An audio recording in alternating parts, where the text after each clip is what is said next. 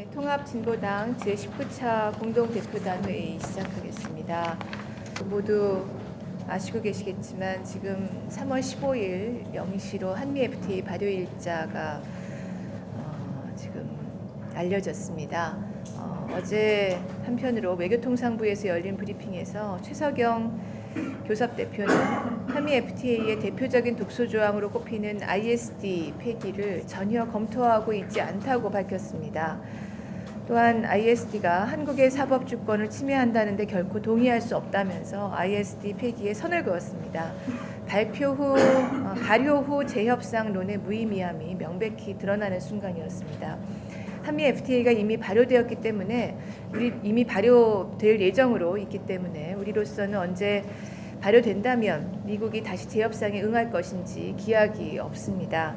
또 재협상이 열린다 해도 ISD 폐기에 대해서 검토조차 하지 않겠다는 이명박 정부를 상대로 ISD를 포함한 관련 독소 조항을 삭제하자는 제재 협상을 주로 이야기하는 것은 현실성이 떨어집니다. 지금의 한미 FTA에 대해 미국도 또 이명박 정부도 재고하거나 재론할 의지가 전혀 없습니다.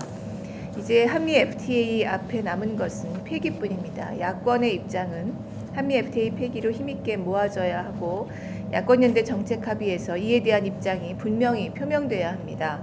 그래야만 문제 많은 한미 FTA가 국민들께 피해를 끼치는 것을 최소화하고 또 막을 수 있습니다. 저희 대표단은 어제 시도당 위원장님들과 함께한 기자회견을 통해서 통합진보당의 한미 FTA 폐기 입장을 밝혔습니다. 또 민주통합당이 이 문제에 대해 야권연대로 뜻을 모아줄 것을 말씀드렸습니다. 하루빨리 이 문제에 대한 힘있는 연대가 이루어져서 국민들과 함께 한미 FTA 폐기를 이루어낼 수 있기를 바랍니다. 덧붙여 최근 이명박 대통령과 새누리당이 한미 FTA에 대한 야권의 입장을 비난하면서 공세를 퍼붓고 있습니다. 국민들에게 독이 든 사과를 먹으라고 자신들이 내놓으면서 국민이 독이 든 사과를 먹으면 안 되니 사과를 도로 가져가자는 야권을 비난하는 격입니다. 경제주권과 사법주권 침해의 본질을 가리는 말장난에 불과한 것이라고 판단합니다. 당원 동지 여러분, 또 새로운 그 국면이 펼쳐지고 있죠. 한미 FTA 발효 날짜가 정해졌습니다. 어제 이명박 대통령의 취임 4주년 기자회견 보셨거나 또는 나중에 뉴스로 이렇게 확인을 하셨을 겁니다. 우리 당 당원 중에는 언급된 사람이 저 하나밖에 없어서 우리 당원 여러분들 보시는 데에서 신상 발언을 조금 하고자 합니다. 이명박 정부 마지막 1년을 앞두고 있는데 언제 참여정부의 그늘에서 벗어날지 참 안타깝고 걱정이 됩니다. 이제 만 4년이 지나 5년 차에 들었으면 거기서 벗어날 때도 됐지 않습니까? 대통령이 자신의 정책을 정당화하는데 뭐 때문에 지난 정부의 강요들이나 국무총리의 발언이 필요한지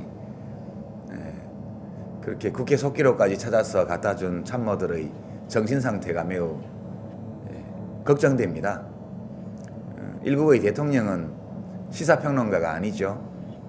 어제의 그 말씀은 타인의 발언의 텍스트를 찾아서 전후 맥락을 모두 무시한 채 수평적으로 5년 6년 전의 발언과 지금 발언을 비교해서 말이 달라진 점을 꼬집으면서 일관성 결여를 타박하는 아주 까칠한 시사평론가의 모습을 우리 이명박 대통령이 가지고 있다는 데 대해서 무척 놀랐습니다. 그런 일은 시정의 우리 말과 글로 밥 먹고 사는 사람한테 맡겨두시고요. 이명박 대통령께서는 자기가 펴는 정책이 진짜로 국민들의 삶을 개선하는 데 도움이 되는 것인지를 고민하는데 좀 더 많은 시간을 쓰셨으면 하는 조언을 드립니다. 그 아침 CBS 김현정의 뉴스쇼에서도 제가 얘기를 했습니다만 우리 이정희 대표님은 일관되게 여러 해 전부터 한미 FTA에 반대해 오신 입장이시고 또 제주 강정마을 해군기지에 대해서 또 마찬가지로 처음부터 수성일관 반대해온 분이고 저는 공동대표를 맡고 있지만 과거 발언을 찾아보면 찬성하는 것으로 읽힐 수 있는 발언들이 있는 거 사실입니다. 또 한미 FTA에 관해서는 제가 의약품 의료기기 분야를 담당했던 협상의 책임자이기도 했죠. 그때의 발언과 지금 저의 발언을 비교하면 말을 바꾼 게 많을 겁니다. 그 인용하신 거 그것만이 아니고. 근데 문제는 제가 바꾼 것이 단순히 말이 아니고 한미 FTA와 제주 해군기지에 대한 저의 견해를 바꾼 겁니다. 이렇게 견해를 바꾼 사람은 저만 있는 것이 아니고 우리 국민들 속에서도 굉장히 많다는 점을 말씀드립니다. 한미 FTA에 대한 찬성률이 한때 70%를 넘었던 적도 있었지만 지금은 겨우 40% 수준대에 불과하지 않습니까? 국민 10명 가운데 그 2명, 3명 이상이 지난 몇 년간의 한미 FTA에 대한 태도를 견해를 바꿨습니다.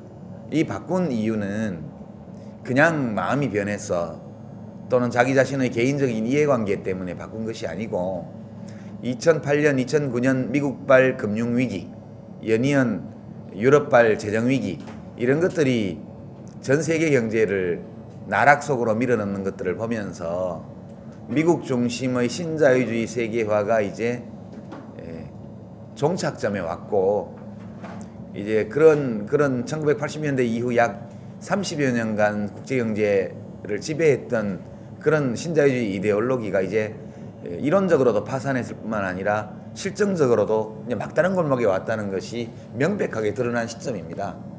이런 시점에서 과거 바람직하지는 않아도 그런 것이 뭐 거스를 수 없는 이런 시대의 흐름이라고 생각해서 그 속에서 국민경제의 진로를 찾기 위해서 고민한 끝에 한미 FTA에 대해서 이런저런 이야기가 나왔던 것과 미국발 경제위기 이후에 이 세계 경제를 보는 모든 나라의 정부의 시각이 달라져 있는 이 마당에 이 문제를 보는 것은 다르죠. 날씨가 맑을 줄 알고 우산 없이 나섰다가 비가 오면 빨리 우산을 구하든가 이렇게 해야 됩니다. 그 입장 바꿀 수 없다고 해서 계속 비 맞으면서 혼빡 젖어서 갈 겁니까?